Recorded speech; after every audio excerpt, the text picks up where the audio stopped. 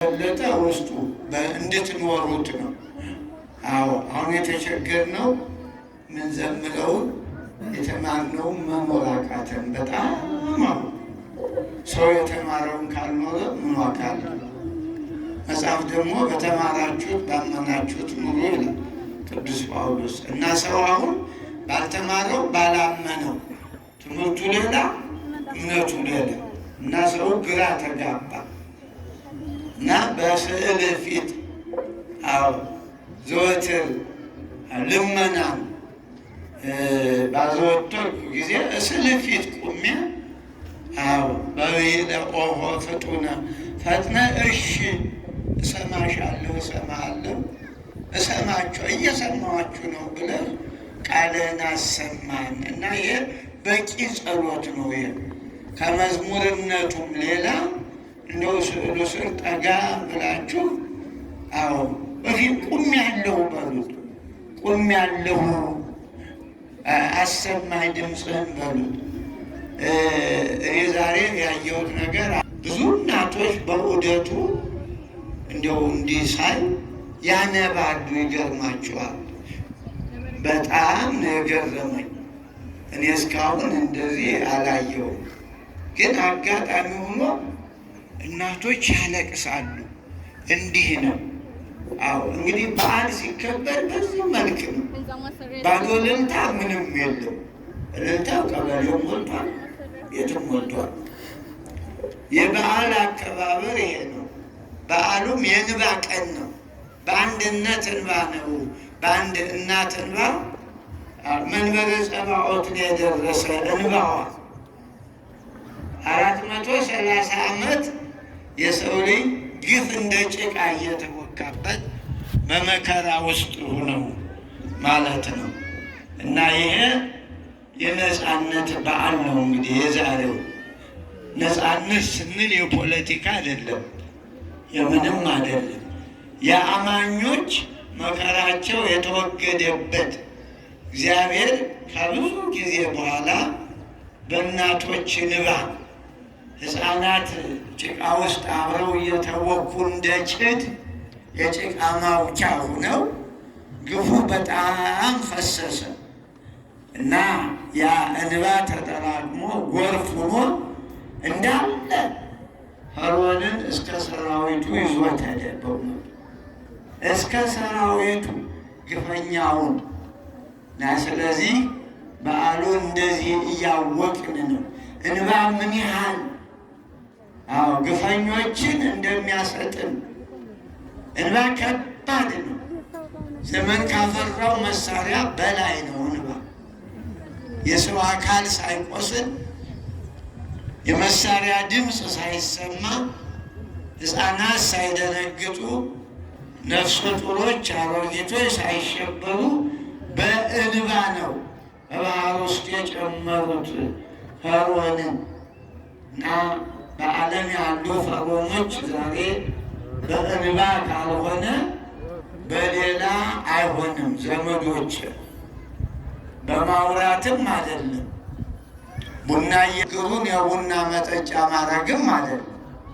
እሱ መፍትሄ የለው፣ መጥፎ ልምድ ነው እንዲያው እና ጉልበታችን እንደዚህ እንደመጣችሁ እንደተሰበሰባችሁ ቅዱስ ሚካኤልን እንዴት ነው ትናንት ባህር ከፍለህ ደመና ጋርደህ መና አውርደህ እስራኤልን ያጸናህ አይዟችሁ ያልክ ዛሬ እኔስ ምን ነው ብሎ መጸለይ ያስፈልጋል ነው። እንግዲህ ሰዓትም አለን። እግዚአብሔር ይመስገን። ስንት ሰዓት ነው አሁን? በቃ ጥሩ ሰዓት ነው። እስከ 6 በዓሉም ሰፊ ነው፣ ተቆንጥሮ የሚያልቅ አይደለም እና 1 ሰዓት እንማራለን። እናንተ እንግዲህ ተከታተሉ፣ አዳምጡ፣ እንባችሁ እንዲታበስ በትምህርት የተደገፈ ሕይወት ጥሩ ነው። ዛሬ እኮ ይኸው ቅድም እንዳልኳችሁ በትምህርት ነው ያን ሁሉ መከራ የቻሉት በሌላ አይደለም። ሰው ከተማረ ነገሩ ሁሉ አዲስ አይደለም። ዛሬ የሚደረገው ትናንት የተደረገው ነው፣ ያው ነው። ፈርዖኖች ይለያያሉ እና በዓለም ያሉት ማለት ነው። በዓለም ያሉት እና ፈርዖኖች ብዙ ናቸው። በዚህ በዛሬው በዓል አንድ 3 ያህል ፈርዖኖች አሉ። ፈርዖን ማለት አጼ ማለት ነው። እሱ መንጌታ ነው ደውተን አቤት ምን ነው እስቲ እንዶድ እስቲ ማን ነው ስሙ የስራ ከዚህ በላይ ስራ አለ እኮ ከዚህ በላይ ስራ አለ። ለምዕመናን ለምን ታደናቅፋላችሁ እናንተስ? መቼም እንዴ ጳጳሱ አላርም ነው እንዴ? ጉድ እኮ ነው እናንተ። እና ምኑ በዓሉ ተከበረ። በዚህን ምዕመናን እያነቡ አንተ ደግሞ በዚህ በስልክ አለው ትላለህ። እግዚአብሔር ጋር አለው በሌ ወደ እግዚአብሔር ደውል እንጂ ይህ ስትወጣ ታገኘው እንዴ? ስልኩ እኮ ሲባርጎ ያቆያል። ማን እንደደወለ ምን ሰዓት እንደሆነ ይነግራል። እንዲህ በተለይ ካህናት እንዲህ ምሳሌነታችን እኮ በብዙ ነው። ጎበዝ ተው፣ አይገባም። ይህ እኮ ነው መከራ ያወረደብን። እንግዲህ እኮ ይህን ያህል እየተጮኸ እግዚአብሔር አልሰማ ብሎ መሰላችሁ? የምንጮኸውና የምንኖረው አልተገጣጠምም። አያችሁ፣ ጩኸት ሌላ ነው፣ ኑሮ ሌላ ነው። ቅድም መኑ ከማከ ሲል ቆይቶ አሁን ወደ መንደር ሌላ መኑ ከማከ እኮ ምኑ ይገጣጠማል ማለት ነው። በአሁን እዚህ እንኳ ስንመጣ ሌላው ይቅር፣ ይችን ሰዓት መጠቀሙ ውድ ናት እኮ ይች። ስትወጡ ይደርስላችኋል። የምን ስልኩ ውስጥ ያለው ሞት ነው፣ ሽብር ነው፣ መከራ ነው። ፈረንጅ ለቴክኖሎጂ ብሎ መረጡ፣ ሀበሻ ደግሞ ሰው ያጋድልበታል። የሌለ እያወራ ማለት ነው። እና ተው ተመለሱ፣ እንመለስ። እሺ አሁን አንድ ርዕስ እሰጣችኋለሁ መነሻ። ከዚያ ያንን ርዕስ አሌበወክሙ ዘትገብሩ በሉ እስቲ።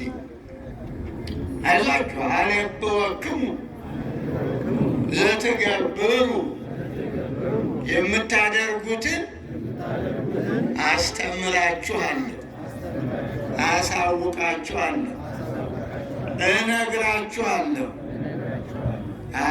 ኦሪት ዘጸአት ምዕራፍ 4 ቁጥር 15 ነው። ይህን ያለ እስራኤልን ነፃ ያወጣው የዓለም ፈጣሪ የአብርሃም የይስሐቅ ያዕቆብ የእኛ አምላክ የእሱ ቃል ነው። ይሄ እሱ አሌበወክሙ ዘትገብሩ የምታደርጉትን እነግራችኋለሁ አለ። አሁን ስሙ፣ የምታደርጉትን እግዚአብሔር ሊነግራችሁ ነው። አንዳንዴ እኮ የምናደርገው ግራ ይገባናል። ሰው የሚነግረን ሌላ ነው። እግዚአብሔር የተነገረው ለሙሴና ለአሮን ነው፣ ሕዝቡን ነፃ ላወጡት አባቶች ማለት ነው። ዛሬም ይህን ቃል